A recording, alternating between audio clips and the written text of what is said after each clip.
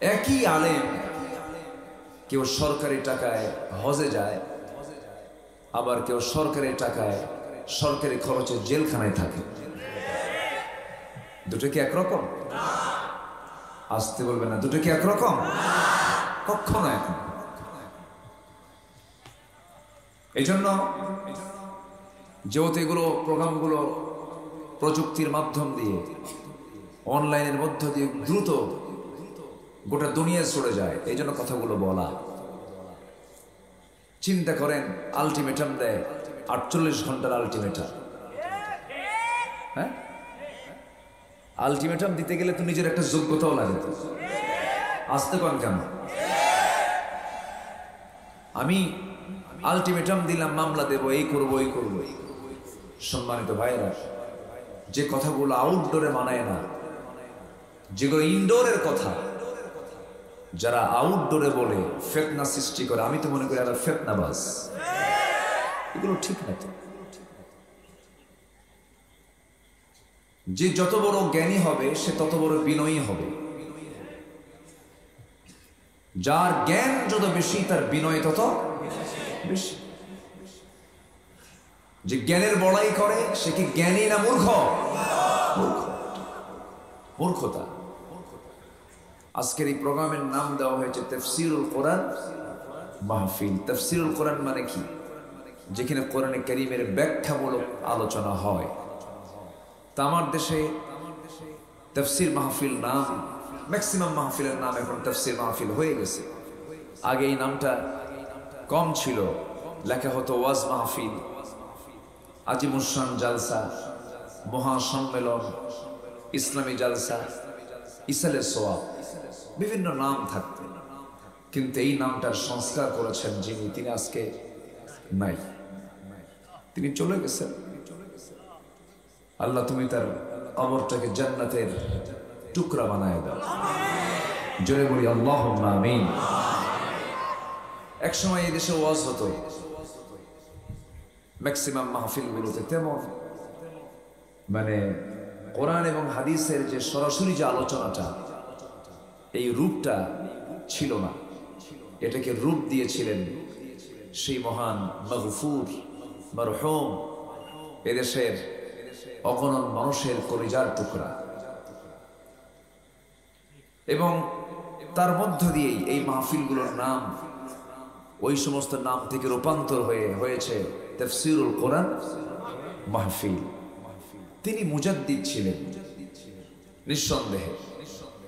তিনি সংস্কারে তার যে ভূমিকা, দিন প্রচারের যে ভূমিকা, দাওয়াতের অঙ্গনে তার যে অবদান, তিনি শুধু এই দেশের নয়, তিনি গোটা বিশ্ব মুসলিম উম্মার এক মূল্যবান সম্পদ। আলহামদুলিল্লাহ, আমরা এমন সন্তানকে, আমরা এমন আল্লাহর গোলামকে আমরা এই জমিনে পেয়েছিলাম। সম্মানিত ভাইয়েরা, সম্মানিত বন্ধুগণ, কিন্তু দুঃখ লাগে এই তাফসীর মাহফিলগুলোতে আবার এমন কিছু আলোচককে দাওয়াত দেওয়া হয় যারা নাচানাচিও করে। আসতে বলবেন, নাচে না নেন? নাচে। এটা দুঃখজনক। এই মানে এই চেয়ারে সেই ব্যক্তিকে বসানো উচিত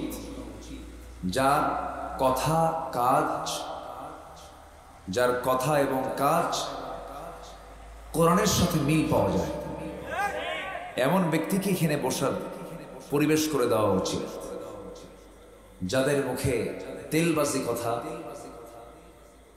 যারা জালিমদের পক্ষে কথা বলে, যারা মাজলুম আলেমদের বিরুদ্ধে কথা বলে, এমন জাতীয় ব্যক্তিদের এই সমস্ত জায়গায় বসানো উচিত না। সব আলেম কে আলেম না, সব আলেম আলেম না। সব আলেম যদি আলেমই হতো, এদেশে তো বহু আলেম ছিল। কত আলেম এদেশে, লক্ষ লক্ষ আলেম ওলামা আমার দেশে। কিন্তু কেউ তো সবার তো এরকম অবস্থা হলো না যে 13টা বছর তাকে জেল খাটতে হলো। সবার কি হয়েছে এটা? রাগ করতেছেন নাকি আপনারা? একই আলেম কেউ সরকারি টাকায় হজে যায়, আবার কেউ সরকারি টাকায় সরকারি খরচে জেলখানায় থাকে। দুটো কি একরকম? আসতে বলবেন না, দুটো কি একরকম? কখনো এক না। এই জন্য যেহেতু এগুলো প্রোগ্রামগুলো প্রযুক্তির মাধ্যম দিয়ে, অনলাইনের মধ্য দিয়ে দ্রুত গোটা দুনিয়া ছড়ে যায়, এই জন্য কথাগুলো বলা।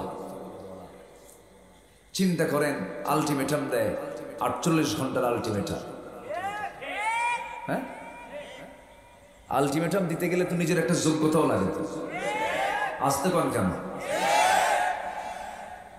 আমি আলটিমেটাম দিলাম, মামলা দেবো, এই করবো এই করবো। সম্মানিত ভাইরা, যে কথাগুলো আউটডোরে মানায় না, যেগুলো ইনডোরের কথা, যারা আউটডোরে বলে ফেতনা সৃষ্টি করে, আমি তো মনে করি এরা ফেতনাবাজ। এগুলো ঠিক না। তো যে যত বড় জ্ঞানী হবে সে তত বড় বিনয়ী হবে। যার জ্ঞান যত বেশি তার বিনয় তত বেশি। যে জ্ঞানের বড়াই করে সে কি জ্ঞানী না মূর্খ? মূর্খতা। আল্লাহ আদম সন্তানকে সম্মান দিয়েছেন, আমরা সম্মান দিতে শিখি। দোষ তো হবেই, দোষ ধরার জায়গা আছে না নাই? আচ্ছা, সম্মানিত ভাইরা, অনেক কথা আছে, আস্তে আস্তে করে বলি। আমাকে সময় দিচ্ছেন তো ইনশাআল্লাহ? সম্মানিত ভাইরা, কোন সূরা যেন বলছিলাম? সূরাতুল বাকারা। বাকারা মানে হলো গাভী। বাকারা মানে কি? গাভী। গাভীর কোন অংশটা বান্দার কাজে লাগে না? বলেন। গাভীর এমন কোন অংশ নাই যে অংশ বান্দার কল্যাণে ব্যবহার হয় না। আলহামদুলিল্লাহ। চুল, এর চামড়া, এর অঙ্গ প্রত্যঙ্গ, এর দুধ, এর পায়খানা পর্যন্ত জ্বালানি হিসেবে ব্যবহার হয়। বিশেষ করে শাহজাদপুর আসলে তো কোনো কথাই নাই। এলাকার কম কি পায়েস, ঠিক আছে না? আমার খাওয়াইছে, কিন্তু আমি খুশি। তাহলে এই প্রাণীর মধ্যে একটা খাবার দিয়েছেন। এটা খাবার না, এটা পানীয় বলা যায়। পৃথিবীর শ্রেষ্ঠ শরাব হচ্ছে দুধ, যা জান্নাতে আল্লাহ তাআলা খাওয়াবেন। কোথায় খাওয়াবেন? তাহলে দুনিয়াতে আল্লাহ তাআলা সেটা কিন্তু খাওয়াচ্ছেন। তবে এই গাভীর দুধ না, আরো স্ট্যান্ডার্ড হবে, আরো উন্নত হবে, যেটা কখনো কল্পনাও করি নাই আমরা। আমার ভাইরা, তাহলে গাভীর যেমন প্রত্যেকটা জিনিসই আমার আপনার কল্যাণে আসে। এই সূরাটা যেটা 2.5 পারা জুড়ে 286টা আয়াত সম্বলিত সূরা, এটা এত বান্দার সঙ্গে জীবনের সঙ্গে মিশানো, বান্দার জীবনের এমন কোন সাইডের সমস্যার সমাধান নাই যা এর মধ্যে বাদ পড়েছে। জোরে বলি সুবহানাল্লাহ। সব আলোচনা আল্লাহ তাআলা এই সূরার মধ্যে করে ফেলেছেন। তো সেই বিশাল সূরা থেকে, বিশাল দরিয়া থেকে মাত্র আমি 3টা আয়াত আমি তেলাওয়াত করেছি। এর মধ্যে প্রথম আয়াতের সারমর্ম হচ্ছে যে তোমাদের যে বড় বড় জটিল রোগ আছে, আমার দৃষ্টিতে, আমার কাছে মনে হয় পৃথিবীতে যত রোগ আছে এর মধ্যে সবচেয়ে বড় রোগ হলো ভয় আর চিন্তা। ভয় আর কি? চিন্তা। এটা কি ছোট রোগ না বড় রোগ? হার্ট স্ট্রোক কখন করে? ডায়াবেটিস কখন হয়?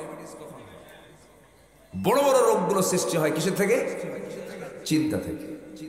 আল্লাহ এখানে ওষুধ দিয়েছেন, আমরা ওষুধগুলো নিয়ে যাব না ইনশাআল্লাহ। আল্লাহ বলছেন এই ভয় আর এই চিন্তা একটাও তোর থাকবে না। যেরকম সুবহানাল্লাহ। তাহলে কি কোরআন শুধু কি ধর্মীয় কিতাব না চিকিৎসারও কিতাব? অনুনাজ্জিলু মিনাল কুরআনি মা ওয়া রাহমা, শুধু শিফা না, সাথে রহমতও আছে। যেরকম সুবহানাল্লাহ। তাহলে সবার মধ্যে চিন্তা আছে না নাই? আছে না? ভয়, ভয়ও কিন্তু আছে। ইদানিং এই প্রেজেন্ট ওয়ার্ল্ডে আমাদের চিন্তা, আমাদের ভয় আরো কম না বেশি? বেশি। বাঘের ভয়, সিংহের ভয়, কিন্তু বাঘ যদি সামনে পড়ে ভয় লাগবে না? আসতে ভয় লাগবে না? বাঘের জিহবায় যে ধারালো অংশ আছে, একটা চাটন মারলে আপনার চামড়া সব বের হয়ে আসবে। এত হিংস্র বাঘের থাবা। সে হিংস্র প্রাণী, সে মাংসাশী প্রাণী, সে মাংস খায়, রক্ত খায়, ভয় তো লাগবেই। সিংহকে ভয় পাই আমরা। বিষধর সাপ আপনার সামনে ফনা পাকছে, ভয় কি পাবো না? কিন্তু এই বাঘ, এই সিংহ, এই বিষধর সাপকে দেখে আমরা আজকে যতটুকু না ভয় পাই, তার চাইতে বেশি ভয় পায় আজকে মানব রূপী কিছু দানব। কিনা? মানুষ আজকে এত হিংস্র হয়ে গেছে, মানুষ আজকে এত নিচে নেমেছে, এত হিংস্র হায়নার মতো হয়ে গেছে। আজকে আমরা সিংহ বাঘকে দেখে যতটুকু না ভয় পাই, তার চেয়ে বেশি ভয় পাই আজকে মানুষ রূপী কিছু পশুগুলোকে। হাসতে হাসতে মানুষকে মেরে ফেলে দেয়। রাজনীতি পাকাপোক্ত করার জন্য হত্যা রাজনীতি করে, রাজপথে লাশ ফেলে তারা রাজনীতি করে। এই যে নোংরামিগুলো, মাত্র 10,000 টাকা হাতের মধ্যে দিলে পরে গুলি করে মানুষকে মেরে ফেলে। আজকে মানুষকে চরম ভয় পাচ্ছে। মানুষ চরম চিন্তার মধ্যে বসবাস করছে।